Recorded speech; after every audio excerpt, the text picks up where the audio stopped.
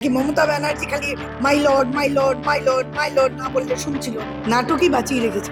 নাটক করেছে সুপ্রিম কোর্টে, একটা ভাড়াটে পার্টি সবকিছু ভাড়া নিয়ে করে। কংগ্রেস এসব বিশ্বাস করে না, কংগ্রেস নীরবে করে, নীরবে করে। রাজনীতি, সেই রাজনীতিতে বা কংগ্রেসের দুজন ব্যক্তি যারা বিজেপিতে গিয়ে জয়েন করছে, অন্য কোনো দল না। কংগ্রেস যেই দলের সবচেয়ে বেশি বিরোধী বিজেপি, তাদের দলে কিন্তু কি বলবো, কারা নামটা একটু বলুন। একজন নীলাভ ব্যানার্জি এবং একজন সন্দীপা। মনে করিয়ে দিলেন ওটা, ওই যে ছোটবেলা পড়তাম না, দুদিকে দুই পাথর মাঝখানেতে মেথর, সরি মানে মেথর বলছি না, ওই কি শ্রমিক ভট্টাচার্য, ওই সামথিং টার্জেন বা নাগা সন্ন্যাসী, যার বক্তব্য মানে প্রথম দিকে যখন ভাইরাল হয়েছিলেন। যাই হোক, ওনার দুদিকে দুই পাথর। বেসিক্যালি পাথর এই কারণে বলছি, আপনার থেকে নামটাও জিজ্ঞেস করে নামও ভুলে গেছিলাম, কারণ এরা তো কংগ্রেসে পাথরের মতোই ছিল। তো আমরা শুনেছি যে পাথরেও পদ্ম ফুল ফোটে, সরি পাকেও পদ্ম ফুল ফোটে, তাই তো? তো পাকে পদ্ম ফুল ফোটে যখন, এরা ওই দলে গিয়েছে, এখন পদ্ম ফুল যদি ফোটাতে পারে চেষ্টা করুক, নো ইস্যু। তো সেটা নিয়ে প্রশ্ন করার আপনারা কতদিন, মানে একজন যিনি দাবি করেন যে উনি মহারাজের জায়গায় গেছে। আমরা ভাই গরিবের পার্টি, আমরা গরিব গুরবো মানুষ যারা রয়েছে, আপামর জনসাধারণ যারা রয়েছে, যারা সাধারণ মানুষ, অতীব সাধারণ মানুষ, আমরা তাদের অধিকারের কথা চিন্তা করি। আমাদের রাজনৈতিক যে মতাদর্শকে মানে আমার নিজের স্বার্থের জন্য বিকিয়ে দেব, ওই 2 পয়সার মতাদর্শ আমাদের নয়। তো এটা ভারতীয় জাতীয় কংগ্রেস। এই তো দুটো চুনোপুটির নাম, হ্যাঁ, রথী মহারথীরা বলে দিচ্ছে যে পচা ডোবা, অথচ ডুবে জল খাচ্ছে। আর আপনি দুজন মানে, যাই হোক, হোয়াট এভার, ভালো, আপনারা খবর টবর করুন। অনেকদিন লাইমলাইটে নেই, যদি আসতে পারে আমিও মানে প্রার্থনা করব যাতে আমার মানে যারা গেছেন, আমার ভাই হোক দিদি হোক, তারা যেন আসতে পারে। অপরদিকে এসআইআর এর ফাইনাল লিস্ট যেটা বেরোচ্ছে সেটা 28 তারিখ, এবং আপনারা 27 তারিখ থেকেই ঘোষণা করেছেন যে ইলেকশন কমিশন অফিসের বাইরে ধর্ণায় বসবেন। লিস্ট বেরোনোর আগে আপনারা ধর্ণায়, এবং আপনারা কি আগে জেনে গেছেন যে ভেতরে কি কোন লিস্টটা বেরোচ্ছে? এটা একটা খুব গুরুত্বপূর্ণ প্রশ্ন করেছো। অ্যাকচুয়ালি দেখো, অনেকদিন ধরে নিশ্চয়ই এটা বুঝতে পারছো যে ভোটার মানে এসআইআর হওয়ার আগে মানুষ জেনে যাচ্ছে যে কতজন ঘুষপেটিয়া, কতজন রোহিঙ্গা আছে, জেনে যাচ্ছে না?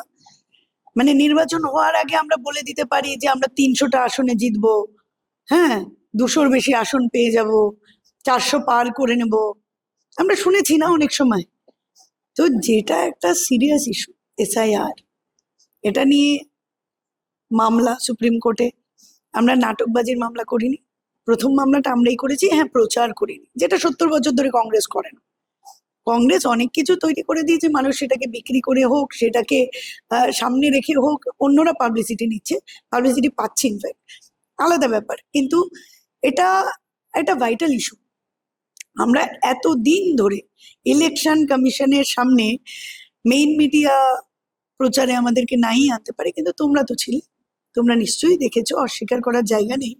কংগ্রেস বারংবার বিভিন্ন ভাবে ইলেকশন কমিশনকে বোঝানোর চেষ্টা করেছে। তার সাথে সাথে আমরা কড়া বার্তা দিয়েছি ওদের, যদি একটা নামও বেআইনি ভাবে বাদ যায় তাহলে কংগ্রেস কিন্তু হাল ছাড়বে না। কারণ কংগ্রেস যতক্ষণ পর্যন্ত সেটা ঠিক না হবে, কারণ দেখুন, এই এসআইআর নিয়ে আজকে যতই নাটক করুক না কেন সুপ্রিম কোর্টে গিয়ে, বিহারে কিন্তু এসআইআরটা রাহুল গান্ধীজি ধরেছিলেন বিহার ইলেকশনের আগে, মনে করে দেখুন। আজকে কে আনলো সামনে, কে আনলো, কে প্রেস রিলিজ করলো? মমতা ব্যানার্জি করেছে? করে। ওই যে আমাকে ইন্ডিয়া জোটে থাকতে হবে, মা সোনিয়া গান্ধীর পায়ে পড়তে হবে, এখানে আবার জোট ছাড়া লড়ছে, একাও লড়ে যাচ্ছে, যদি ক্ষমতায় চলে আসে, নাটক তো আমাকে করতেই হবে। নাটকই বাঁচিয়ে রেখেছে, নাটক করেছে সুপ্রিম কোর্টে। দেখুন, আমরা নাটকবাজিতে বিশ্বাস করি না। আমরা যেটা সঠিক সিদ্ধান্ত, 28 তারিখে ড্রাফট রিল বেরোবে, এবং আমাদের ভীষণ আস্থা বিশ্বাস পুরোটাই বিজেপির সাথে আছে, কারণ ইলেকশন কমিশন মানেই তো বিজেপি। এখন তো যে দালালি করছে, তো আমাদের তাদের উপর যথেষ্ট আস্থা আছে যে তারা সঠিকভাবে সঠিক পদ্ধতিতে বা কোনো নাম বাদ না দিয়ে ওরা বের করতে পারবে না। তো এবং যদি বেরোয় তো সোনায় সোহাগা, কিন্তু সেটাই যাতে না বেরোয় তার জন্য আমরা কিন্তু ওখানে আগে থেকেই হুঁশিয়ারি দিচ্ছি যে আমরা ওখানে অবস্থান করছি। আমরা গান্ধীর মতাদর্শে বিশ্বাস করি। তো আমরা চাইবো যে সত্য অহিংসর পথে বসে অবস্থান করে আমরা ওদেরকে হুঁশিয়ারি এবং বার্তা দুটোই দিতে চাইছি যে একটা নামও যেন অবৈধভাবে বাদ না যায়। আপনি বারবার বলছেন যে মমতা বন্দ্যোপাধ্যায় প্রচার করার জন্য এটা করেছে সুপ্রিম কোর্টে। ব্যাপারটা তো এমনটা কি নয় যে হয়তো কংগ্রেসের মাথায় এই জিনিসটা আসেনি বা তারা সেই প্রচারটা করতে পারেনি বলে মমতা বন্দ্যোপাধ্যায়কে এই অ্যালিগেশনটা লাগানো হচ্ছে? ভালো প্রশ্ন করছো। কারণ এরপরে সিপিআইএম বা বামফ্রন্টে দেখলাম মুস্তারিম বেগম তারাও গেলেন এবং লয়ারটা নিয়ে গিয়ে সেখানে বললেন, তারা বললেন যে আমরা প্রথমে আপিল করেছি, পিটিশন করেছি। আমাদের পশ্চিমবঙ্গ প্রদেশ কংগ্রেস সভাপতি একজন লয়ার, নিশ্চয়ই জানেন, শুভঙ্কর সরকার মহাশয়। হ্যাঁ, এই প্রশ্নটা নিয়ে আমাদের বাংলার যে বিভিন্ন নেতৃত্বরা রয়েছে, বড় স্তরের যারা নেতৃত্ব, প্রত্যেকে এসআইআর নিয়ে কথা বলেছে। আপনি নিশ্চয়ই কাগজটা দেখেছেন, মামলার নাম্বারটা নিশ্চয়ই আপনাদের কাছে আছে, যেটা প্রথম কংগ্রেস করেছে। কংগ্রেস নাটকবাজি করে না, ওই বনেটের উপরে উঠে যে ভাই মরে গেলাম, আমাদের শহীদ এখন টিএমসির শহীদ হয়ে গেল, তাই তো আমাদের 21শে জুলাই, টিএমসির 21শে জুলাই ভাড়াটে পার্টি। এরা রং চং চড়িয়ে কিভাবে প্রচারের আলোয় আসতে পারবে, একটা ভাড়াটে পার্টি সবকিছু ভাড়া নিয়ে করে। আমরা মামলা করলাম, এরা বললো না একটুখানি, এখন তো বলা যাবে না যে আমি মামলা করছি, আমাকে গিয়ে বেঞ্চে দাঁড়াতে হবে। আরে ভাই, এত যোগ্য মানে ওখানে ব্যারিস্টাররা ছিল, উকিলরা ছিল, অ্যাডভোকেট, এত নামি দামি অ্যাডভোকেট, আপনাদের অ্যাডভোকেট, কিন্তু কই? তার মানে তো আপনি তাদেরকে অপমান করছেন। তারা কি পারতো না এই মামলাটা নিয়ে কথা বলতে? নাকি মমতা ব্যানার্জি খালি my lord my lord my lord my lord না বললে শুনছিল না? ওই তো একটা ইংলিশ। তো উনি এখানে গভর্নমেন্ট করেছেন, গভর্নমেন্ট নিয়ে ভালো থাকুক না, ওই গভর্নমেন্টের ছায়া ওখানে ফেলার তো দরকার ছিল না, মাই লর্ড মাই লর্ড। তো দেখুন, আমার বক্তব্য, কংগ্রেস এসব বিশ্বাস করে না, কংগ্রেস নীরবে করে। আজকে নির্ভয়া কাণ্ডে নির্ভয়ার মা না বললে আপনারা সেটা জানতেও পারতেন না যে রাহুল গান্ধী কিভাবে ওই পরিবারের পাশে দাঁড়িয়েছে। চিৎকার চেঁচামেচি, এখানে তো পায়ে ব্যান্ডেজ করে বলে আরজিকর মামলা মানে ইস্পার উস্পার হয়ে গেল, মানে কোনো কিছুই হলো না, সেটা আমরা দেখলাম। তো দেখুন, আমাদের রক্তে ওই নাটকবাজিটা নেই, আমরা সত্যের পথে। কারণ স্বাধীনতার পর থেকে আজকে আপনারা যে বুম ধরে দাঁড়িয়ে আছেন, বা মমতা ব্যানার্জি যে চিৎকার করার যে ডেমোক্রেসি বা যে গণতন্ত্রটা উপভোগ করছেন, সেটা পুরোটাই আজকে এই কংগ্রেসের সংবিধান এবং কংগ্রেসের মতাদর্শের জেরে কিন্তু আজকে এরা এই গণতান্ত্রিক পদ্ধতিটা উপলব্ধি করছেন। আজকে এই শুভেন্দু যে সেকুলারের মতো কথা বলেন না, যে হিন্দু মুসলিম হিন্দু মুসলিম, এই কথাটাও বলতে দিচ্ছে, সেটা সংবিধান। বলছেন কংগ্রেস নীরবে সবকিছু করে, প্রচারের আলোতে যায়। প্রথম প্রশ্ন যে কেন প্রচারের আলোতে যায় না, কারণ বর্তমান রাজনীতিতে প্রচারটাই সব। দ্বিতীয়ত হচ্ছে যে এই যে 294টা সিটে কংগ্রেস একা লড়ছে, তাহলে কি নীরবেই সরকার বানিয়ে চলে যাবে? একটু ভুল বুঝেছো বোধহয়। আমাদের বক্তব্য হলো, কংগ্রেস যখন মানুষের জন্য ভালো কিছু করে, আজকে 70 বছর ধরে কেউ বুকে হাত দিয়ে বলতে পারবে না কংগ্রেস কিছু করে। বাংলায় 50 বছর আমরা ক্ষমতায় নেই, একটু 50 বছর পেছনে যাও তো, একটু তাকিয়ে দেখো তো চারদিকে, পিজি হসপিটাল, আরজি কর, আইআইটি, এইমস, কাদের কাদের চিন্তা ভাবনা? প্রচার করেছিলাম?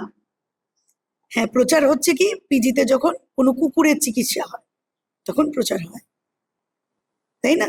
প্রচার হচ্ছে কি, আরজি কর বানিয়েছিলাম আমরা, সেটার প্রচার না। কংগ্রেস আমলে আরজি করের মতো একটা হসপিটাল হয়েছে, প্রচার তার হচ্ছে না।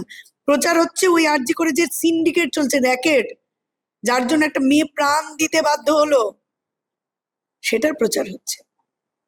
তো প্রচারের আলোয় আর ইলেকশন নির্বাচনের সময় প্রচার আলাদা জিনিস। আমরা সবসময় কংগ্রেস যে নির্বাচনকে কেন্দ্র করে আমরা বলি না যে বিরোধী শূন্য হলে 5 কোটি টাকা দিয়ে দেব।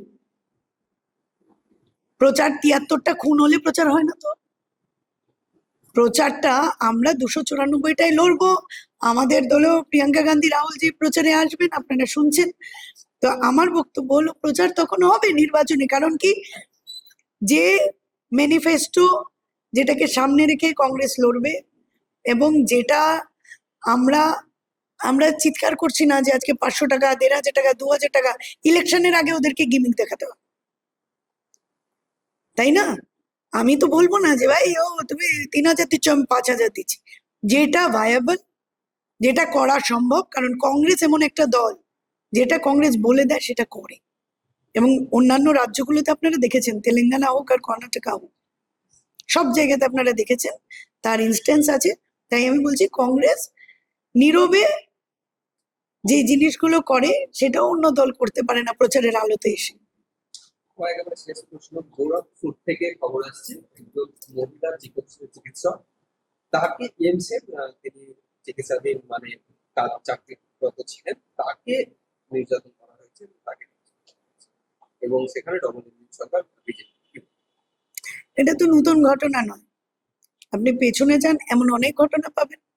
অনেক সময় অনেক নার্সের উপরে শ্লীলতাহানির অভিযোগ উঠেছে, আমরা দেখেছি। আর ডাবল ইঞ্জিন সরকার যেখানে চলছে সেটা তো মানে দুধ ভাত, আমরা বলি না দুধ ভাত। হ্যাঁ, এপস্টিন ফাইল চাপা পড়ে যাচ্ছে আর আপনি এইমসের একটা ঘটনা বলছেন।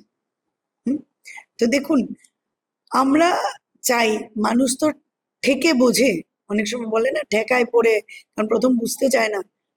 জনসাধারণের এমন একটা টাইম চলে আসছে, আসন্ন আর কি, বিশেষ করে নিজেরাই বুঝতে পারবে যে কি সরকার চলছে। আমরা অনেকবার চিৎকার করছি, এখানে শুধু এইমস হসপিটালে নয়, এখানে কারোর কোনো রকম, এখানে ভারতের, আপনাকে আগেও বলেছি, আমরা এমন একটা ভারতে বাস করি যেখানে আমাদেরকে প্রমাণ করতে হয় আমরা নাগরিক, ভোটারকে প্রমাণ করতে হচ্ছে তো আমরা ভোটার। আর সবচাইতে বড় কথা, পাহাড়কে প্রমাণ করতে হয় যে আমি পাহাড়। সেখানে আপনি কি করে মহিলার সেফটি, আসারাম বাবা সব ছাড়া পেয়ে যায়, শঙ্করাচার্যর পেছনে পড়ে যায়। হিন্দু খাতরে মে হ্যাঁ ভাই, আমি বারবার বলছি হিন্দু খাতরে মে হ্যাঁ। তাদের দ্বারা তাদের বাবার দ্বারা, মোদির দ্বারা, মোদির দ্বারা খতরে মে নেই। অ্যাঞ্জেল চাকমা হিন্দু ছিল না? আজকে একের পর এক যারা, যাদেরকে শ্লীলতাহানি করা হচ্ছে, মহিলারা, এ সবাই মুসলমান। যারা শ্লীলতাহানি আজকে উনাও কাণ্ডে দেখুন যেখানে করছে, যারা অত্যাচারী যারা, তারা কি সব মুসলিম? হিন্দু নয়? দেখুন, এই হিন্দু মুসলিম ব্যাপারটা আমরা বুঝি না। তবে একটা জিনিস বলবো ভোটের আগে, যে বাংলা কোনোদিন হিন্দু মুসলিমকে স্বীকৃতি দেয়নি। বাংলা তার কৃষ্টি সংস্কৃতি বজায় রেখে চলেছে, এবং বাংলা আরো একবার, আমার মনে হয় যে 50 বছর হয়ে গেছে, মানুষকে আরো একবার বিধান রায়ের কথা, সিদ্ধার্থ শঙ্কর রায়ের কথা চিন্তা করে, যে নূতন ভাবে, যে যদি ভাতা না ধরিয়ে আমার মাথার উপরে ছাতাটাকে শক্ত করতে পারি, কাজ দিতে পারি, আমার ধর্ম না ধরিয়ে কর্ম দেওয়ার কথা যেদিন চিন্তা করবে, আমার মনে হয় আর বাংলার মানুষ নিশ্চয়ই আগামী দিন কোনো না কোনো বিকল্প নিশ্চয়ই খুঁজে বের করবে।